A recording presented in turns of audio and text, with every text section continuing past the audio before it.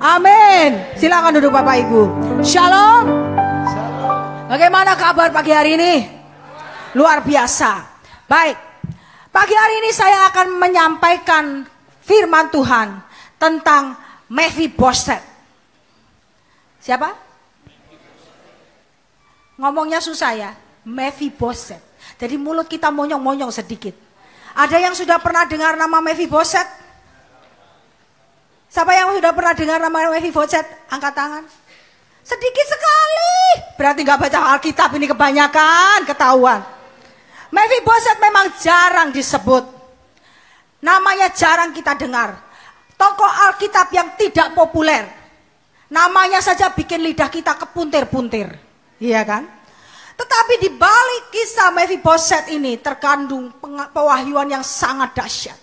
Sangat luar biasa dan kita pasti akan diberkati pagi hari ini. Baik, kita baca di 2 Samuel 9 ayat 1 sampai 5. Saya bacakan terlebih dahulu. Berkatalah Daud, masih adakah orang yang tinggal dari keluarga Saul? Maka aku akan menunjukkan kasihmu kepadanya oleh karena Yonatan. Adapun keluarga Saul mempunyai seorang hamba yang bernama Ziba. Ia dipanggil menghadap Daud, lalu raja bertanya kepadanya, engkaukah Ziba? Jawabnya, hamba tuanku. Kemudian berkatalah raja, tidak adakah lagi orang yang tinggal dari keluarga Saul? Aku hendak menunjukkan kepadanya kasih yang dari Allah. Lalu berkatalah Ziba kepada raja, masih ada seorang anak laki-laki Yonatan yang cacat kakinya. Tanya raja kepadanya, di manakah ia? Jawab Ziba kepada raja, dia ada di rumah Makir bin Amiel di Lodebar. Sesudah itu raja Daud menyuruh mengambil dia dari rumah Makir bin Amiel dari Lodebar. Mari kita lihat terlebih dahulu siapa ini Mephiboset. Mephiboset adalah anaknya Yonatan, cucu dari Saul. Saul adalah raja Israel pertama, musuh bebuyutan Daud yang berusaha membunuh Daud selama kurang lebih 13 tahun. Saul mengejar-ngejar Daud hanya karena iri, dengki, dan takut tersaingi. Tidak punya ambisi yang lain, hanya ingin membunuh Daud. Dia berubah dari raja Israel yang diurapi oleh Tuhan menjadi seorang psikopat yang ambisinya hanya satu, membunuh Daud. Sementara Yonatan adalah putra sulung dari raja Saul. Berbeda sekali dengan ayahnya. Yonatan sangat mengasihi Daud. Bahkan mereka mengikatkan perjanjian saudara. Nanti Bapak Ibu catat saja ayatnya di 1 Samuel 20. Itu kisah tentang bagaimana Yonatan mengikatkan perjanjian dengan Daud untuk selama-lamanya. Saya bacakan satu ayat aja di ayat 42. Kemudian berkatalah Yonatan kepada Daud, pergilah dengan selamat. Bukankah kita berdua telah bersumpah demi nama Tuhan? Demikian Tuhan akan ada di antara aku dengan engkau, serta di antara keturunanku dan keturunanmu sampai selama-lamanya. Mephiboset ini punya arti. Nama itu punya arti, penting. Jadi jangan kasih nama anak sembarangan. Ya. Jangan kasih nama anak sembarangan karena anak ini punya nama itu punya arti yang akan mengarahkan masa depan anak-anak kita. Mephiboset mempunyai arti the son of shame. Yang artinya adalah anak dari aib. Saya waktu pertama kali membaca ini, kok Yonatan bisa memberikan kepada anaknya nama Mephiboset, the son of shame, itu bagaimana? Ternyata ini bukan nama aslinya. Nama aslinya dari Mephiboset itu adalah Meribaal. Bapak Ibu bisa baca nanti di 1 Tawaris 9 ayat yang ke-40. Anak Yonatan ialah Meribaal dan Meribaal memperanakkan Mika. Meribaal memiliki arti bahwa dia adalah seorang lawan dari Baal. Kita tahu Baal adalah nama salah satu dewa kekejian yang disembah oleh orang Kanaan. Dan Yonatan menginginkan putra bungsunya ini menjadi lawan dari Baal, menjadi lawan dari iblis. Lalu kemudian, kenapa namanya bisa berubah menjadi Mephiboset? Kita lihat di dalam 2 Samuel 4 ayat yang keempat. Yonatan, anak Saul, mempunyai seorang anak laki-laki yang cacat kakinya. Ia berumur 5 tahun ketika datang kabar tentang Saul dan Yonatan dari Yisrael. Inang pengasuhnya mengangkut dia pada waktu itu lalu lari. Tetapi karena terburu-buru larinya, anak itu jatuh dan menjadi timpang. Ia bernama Mephiboset. Sepertinya inang pengasuhnya ini yang mengganti nama dari Meri Baal menjadi Mephiboset, yang artinya adalah anak dari Aib. Bukan tanpa alasan namanya diganti seperti itu, karena secara kasat mata bagaimana bisa menjadi lawan iblis. Dia tiba-tiba menjadi timpang sejak usia 5 tahun karena mendengarkan kabar papanya meninggal, engkongnya meninggal. Langsung inang pengasuhnya panik, lari itu anak umur 5 tahun, dan karena buru-buru jatuh kedua kakinya timpang. Boro-boro mau memerangi iblis, sementara ngurus diri sendiri saja tidak bisa. Ya kan? Lumpuh kedua kakinya, seumur hidupnya dia jadi beban bagi orang lain. Tetapi kemudian tiba-tiba setelah Daud menjadi raja, dia mengingat janjinya kepada Yonatan. Tetapi mari kita lihat ayat 1 yang tadi kita baca. Masih adakah orang yang tinggal dari keluarga Saul? Maka aku akan menunjukkan kasihku kepadanya oleh karena Yonatan. Bapak Ibu lihat, ada yang menarik di ayat ini. Yang menarik adalah nama Saul disebutkan terlebih dahulu. Adakah orang yang tinggal dari keluarga Saul? Padahal Saul ini musuhnya Daud. 13 tahun mau membunuh dia. Baru kemudian dia berkata bahwa dia akan menunjukkan kasihnya kepada keturunan Saul. Berarti bukan karena Saul, tapi karena Yonatan disebutkan, aku akan menunjukkan kasihku kepadanya oleh karena Yonatan.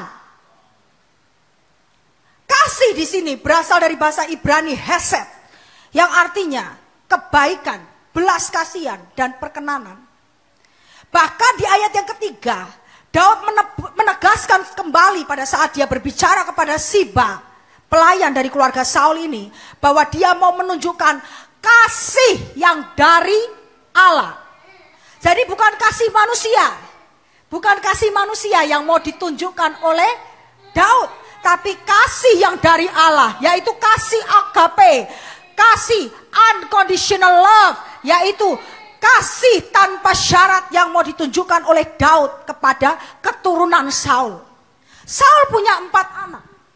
Yang pertama Yonatan, yang kedua Malkisua, yang ketiga Abinadab, dan yang keempat adalah Isiboset atau Esibaal. Jadi pada waktu Daud bilang, adakah keturunan Saul, berarti belum tentu anaknya Yonatan saja. Bisa jadi anaknya Malkisua, atau anaknya Abinadab, atau bahkan anaknya Isiboset. Ya. Tetapi di sini dikatakan oleh karena Yonatan.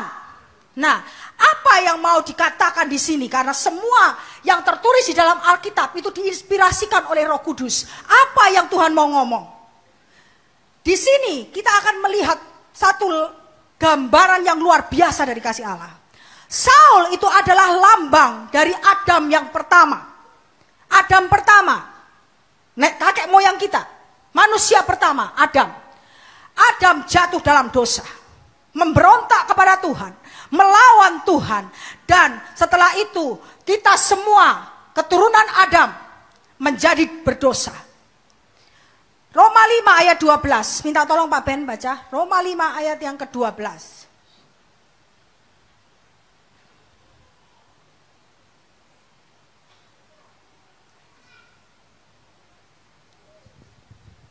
Roma pasal yang kelima ayat yang ke-12.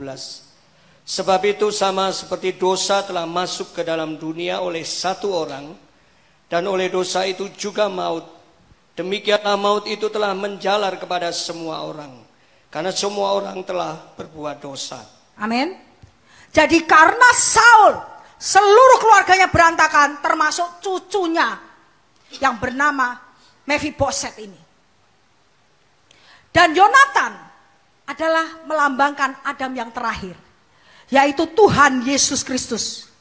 Sementara Raja Daud melambangkan Allah Bapa kita di sorga, yang melihat bagaimana pengorbanan Yonatan yang demikian setia sampai mati. Sehingga oleh karena Yonatanlah, maka keturunan Saul memperoleh anugerah dari Bapa di sorga. Bukankah sama seperti kita? Amin. Yonatan setia kepada Daud. Dia tidak pernah mengkhianati Daud, bahkan sampai harus mati di peperangan. Tidak pernah dia menyangkali Daud. Bahkan beberapa kali Saul berusaha untuk membunuh Yonatan karena Yonatan membela Daud.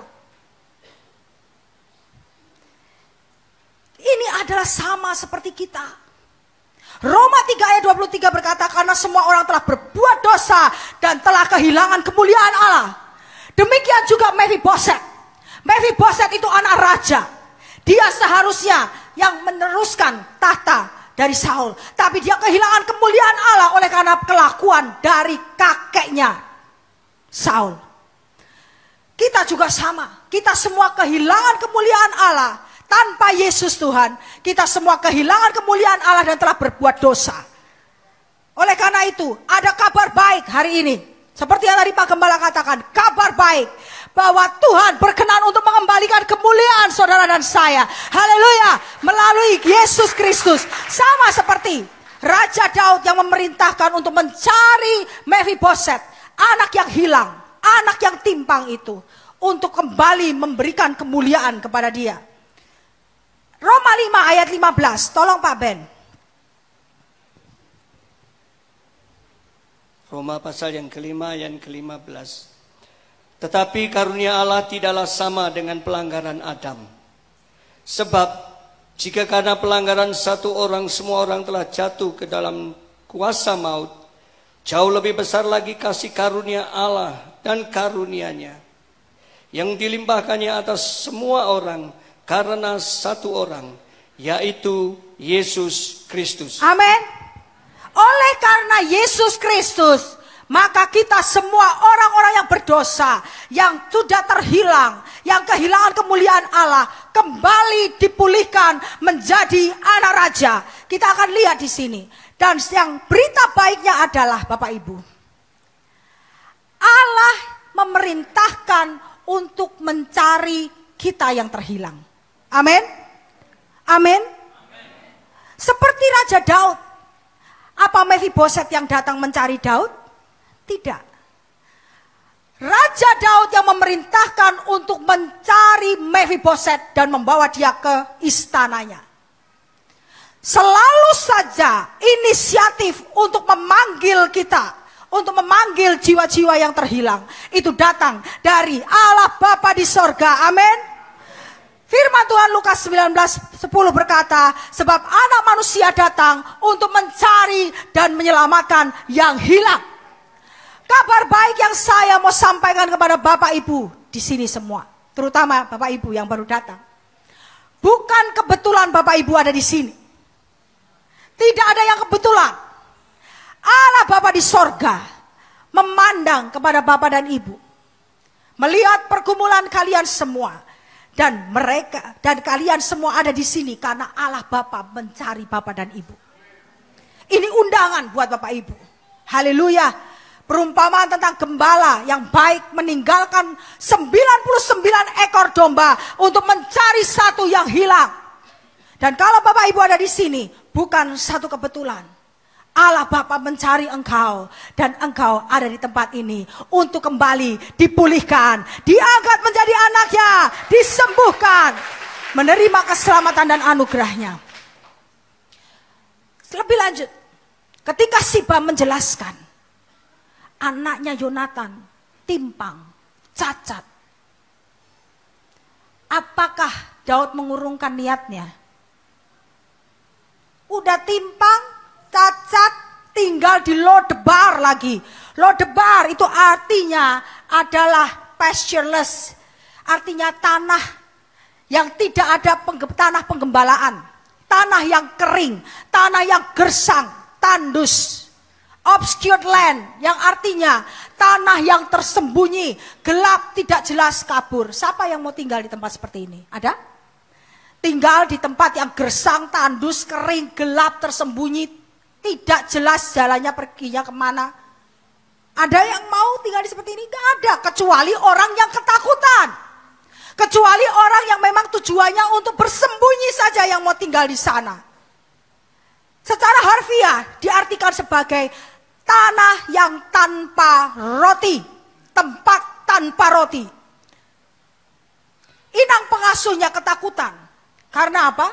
Karena perperangan saudara antara keluarga Daud dengan keluarga Saul semakin luar biasa, parah. Dan inang pengasuh ini membawa anak Saul yang bungsu Isi-Boset ke tempat seperti ini. Tempat tanpa masa depan. Tapi saya beritahu Bapak Ibu, mungkin sekarang Anda ada di Lodebar, mungkin Anda sekarang ada di tempat persembunyian, Anda ketakutan, Anda tertekan, Anda lagi sementara tidak punya pengharapan, Anda lagi tidak punya roti, karena apapun yang kau kerjakan sepertinya tidak berhasil. Tetapi sang roti kehidupan, yaitu Allah Bapa di sorga di dalam nama Yesus Kristus menjumpai Anda di Lodebar dan memerintahkan orang-orang seperti Siba untuk membawa Anda ke tempat ini untuk Anda kembali menikmati kehidupan. Haleluya. Itulah Allah yang kita sembah. Itulah Allah yang berkenan untuk menjumpai Anda pagi hari ini, memberikan kehidupan kembali kepada Anda. Haleluya. Kita coba membayangkan kehidupan Mephiboset sedikit. Dari mulai sejak umur 5 tahun. Dia timpang, dia ketakutan karena dia tahu bahwa dia adalah anak dari musuh sang raja yang sementara ini sekarang lagi berkuasa. Satu-satunya keturunan Saul yang masih tersisa. Dia ketakutan, bayangkan sampai dia bertumbuh dewasa sampai punya anak. Setiap kali ada ketukan di pintu, dia langsung beringsut. Dia tidak bisa, kakinya timpang, dia beringsut, dia sembunyi. Dan itu terjadi berpuluh-puluh tahun. Dia ketakutan. Dan kemudian satu hari ketakutannya yang berpuluh-puluh tahun itu datang sungguh-sungguh. Ketika pintu rumah Makir itu diketuk.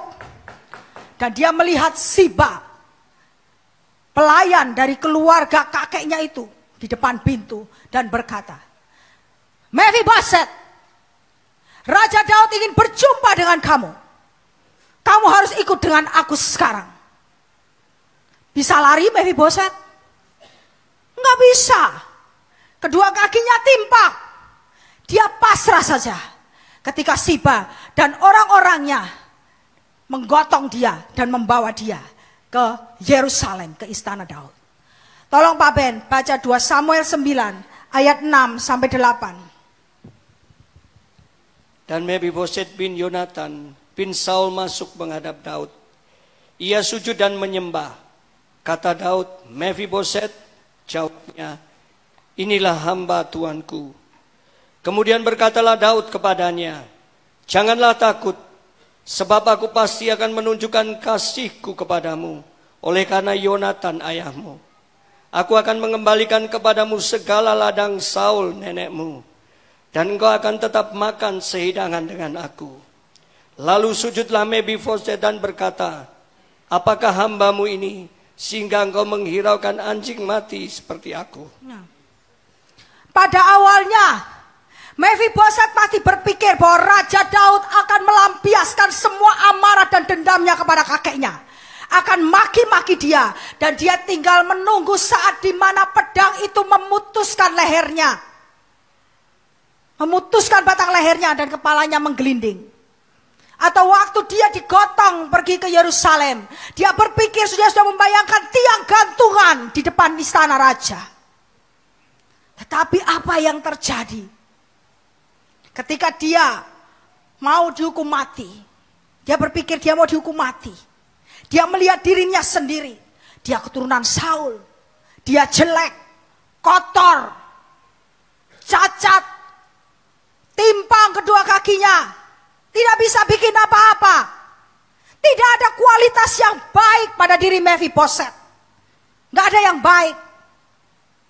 Dia berkata dalam hatinya, mati deh gua kali ini. Habis ya gua. Ya kan? Tetapi ketika dia mendengarkan suara Daud yang lemah lembut. Dan berkata, janganlah takut. Sebab aku pasti akan menunjukkan kasih-Mu kepadaku. Oleh karena Yonatan ayahmu.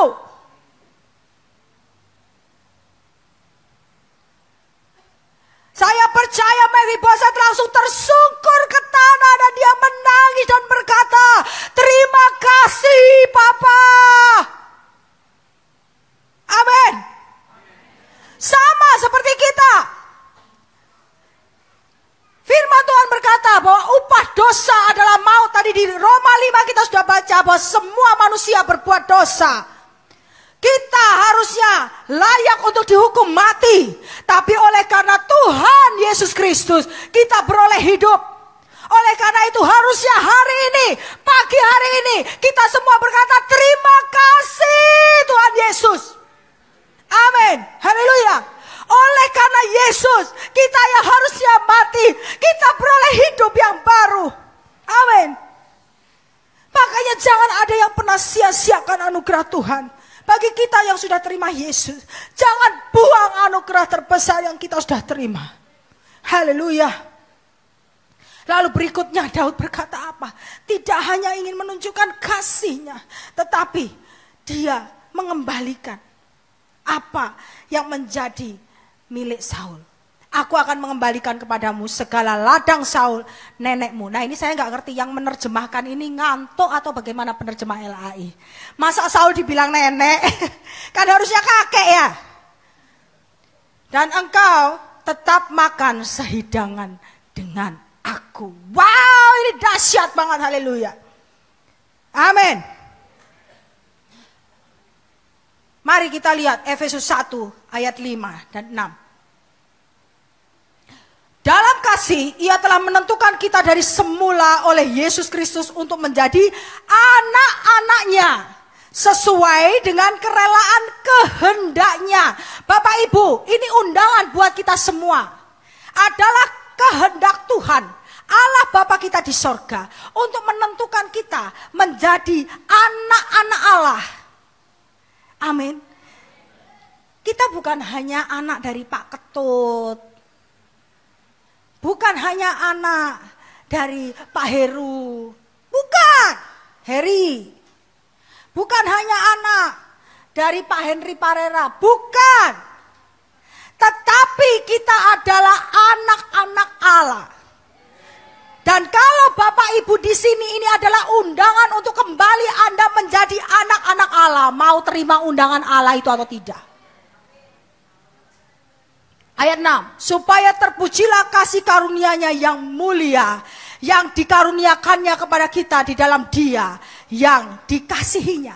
Yang namanya dikaruniakan, Bapak Ibu tidak layak menerimanya. Saya tidak layak menerimanya. Saya beritahu, saya tidak layak menerimanya. Dulu saya seorang pendosa, saya peminum, saya pemabuk, saya perokok, saya pezina. Saya melakukan banyak hal-hal yang jelek, yang jahat di hadapan Tuhan. Saya tidak layak, makanya diberikan karunia-Nya yang mulia. Dikaruniakan kepada kita, yaitu di dalam Yesus Kristus Tuhan. Amin. Mephiboset berkata apa? Apakah hambamu ini sehingga engkau menghiraukan anjing mati seperti aku? Kita semua anjing mati. Mephiboset bukan lebay.com, enggak.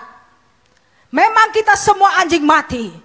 Seperti yang tadi saya katakan, Roma 6 ayat 23, sebab upah dosa ialah maut. Siapa yang bisa bertahan di hadapan Allah Bapa kita di sorga waktu kita masih berdosa? Tidak ada seorang pun yang bisa bertahan di hadapan Allah ketika kita masih berdosa.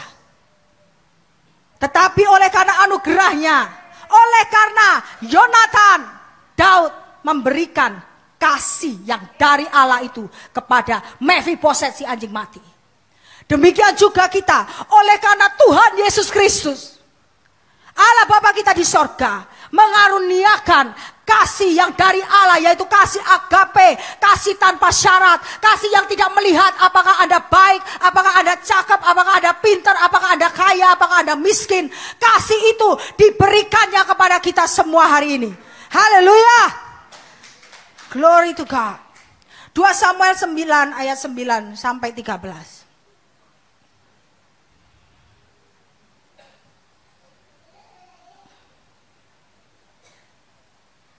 Silakan Pak Ben. Lalu raja memanggil Siba hamba Saul itu dan berkata kepadanya, segala sesuatu yang adalah milik Saul dan milik seluruh keluarganya kuberikan kepada cucu tuanmu itu. Engkau harus mengerjakan tanah baginya, engkau, anak-anakmu dan hamba-hambamu, dan harus membawa masuk tuayannya, supaya cucu tuanmu itu ada makanannya. Mephiboset cucu tuanmu itu akan tetap makan sehidangan dengan aku. Siba mempunyai 15 orang anak laki-laki dan 20 orang hamba. Berkatalah Siba kepada raja, hambamu ini akan melakukan tepat seperti yang diperintahkan tuanku raja kepadanya. Dan Mephiboset akan makan sehidangan dengan Daud sebagai salah seorang anak raja. Mephiboset mempunyai seorang anak laki-laki yang kecil yang bernama Mika. Semua orang yang diam di rumah Siba adalah hamba-hamba Mephiboset. Demikianlah Mephiboset diam di Yerusalem, sebab ia tetap makan sehidangan dengan raja. Adapun kedua kakinya timpang. Wow, ini pesan yang sangat dahsyat buat kita. Sekarang tiba-tiba Daud mengangkat Mephiboset menjadi salah seorang putranya sendiri. Ditekankan di ayat terakhir, adapun kedua kakinya timpang. Apakah Daud malu? Apakah Daud keberatan dengan keberadaan Mephiboset yang timpang kedua kakinya makan sehidangan dengan raja? Tidak. Daud tidak menganggap ini ngotor-ngotorin pemandangan gua aja nih orang. Dia tidak berkata demikian. Dia tidak berkata karena kamu timpang, kamu tidak layak makan sehidangan di meja makan raja. Kamu duduk di belakang sana ya sama pembantu-pembantu. Saya kasih kamu makan, tapi kamu makan sama pembantu-pembantu. Tidak tertulis seperti itu Bapak Ibu. Tetapi Mephiboset diangkat menjadi salah seorang anak raja. Haleluya. Berikan kemuliaan bagi Tuhan.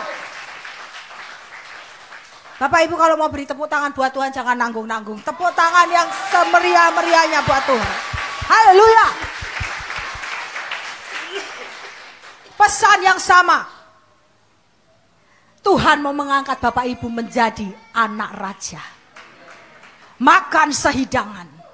Kita yang timpang, kita seperti Mephiboset. Kita timpang karena dosa. Seperti tadi dikatakan bahwa oleh karena satu orang manusia yaitu Adam, maka kita semua jadi berdosa. Tetapi oleh karena Adam terakhir yaitu Tuhan Yesus Kristus, kita beroleh kehidupan. Karena dosa kakek moyang kita yang pertama, Adam, kita semua timpang.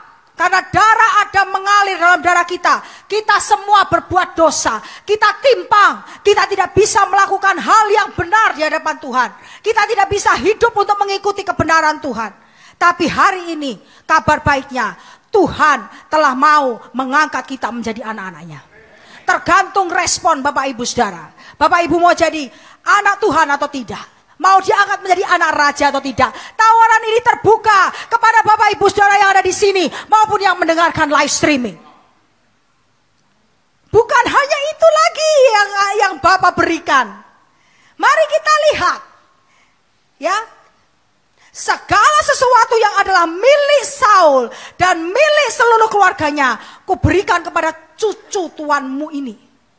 Jadi Daud mengembalikan semua otoritas kepada Mephiboset.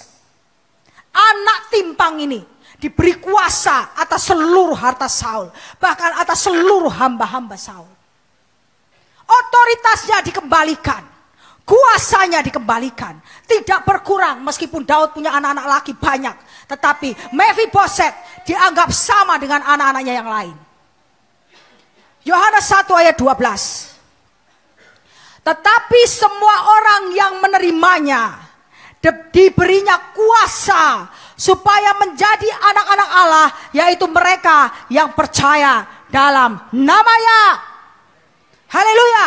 Hari ini undangan bagi Bapak Ibu Saudara. Kuasa di sini adalah exousia, yang artinya otoritas, kewenangan untuk memutuskan segala sesuatu. Kewenangan, kuasa untuk memerintah itu diberikan kepada kita. Saya mau bersaksi sedikit. Hari Jumat kemarin, mama saya barusan diangkat kandungan, operasi prolaps hari Minggu. Terima kasih untuk dukungan doa Bapak Ibu semua. Hari Jumat waktunya mama saya kontrol. Kalau kesanglah, Bapak Ibu tahu sendiri ya, apalagi antrian BPJS itu kan luar biasa. Saya kalau mau pergi jam 9 ke atas, jangan harap dapat parkir mobil. Nggak akan. Makanya saya dari hari sebelumnya, saya sudah bilang saya mau naik motor. Jumat pagi, hujan derasnya luar biasa, ya kan? Jumat pagi, deras banget. Saya bilang, Tuhan Yesus, saya mau ke Sanglah. Tolong nanti sekitar jam 8, hujan berhenti. Saya nggak mau kehujanan Tuhan. Karena sore saya masih harus melayani di Bali Blessing Festival. Jangan sampai saya yang gempor sendiri. Ya. Apa yang terjadi? Saya berdoa seperti itu. Dalam nama Yesus, saya tutup tempayan-tempayan langit. Jam 8, pokoknya waktu saya pergi ke Sanglah, tidak hujan. Nggak hujan.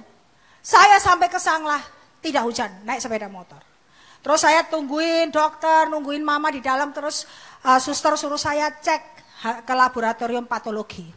Menanyakan hasilnya labnya mama. Waktu saya keluar, itu kurang lebih sekitar jam 10:30, 11. Hujan lagi derasnya, luar biasa.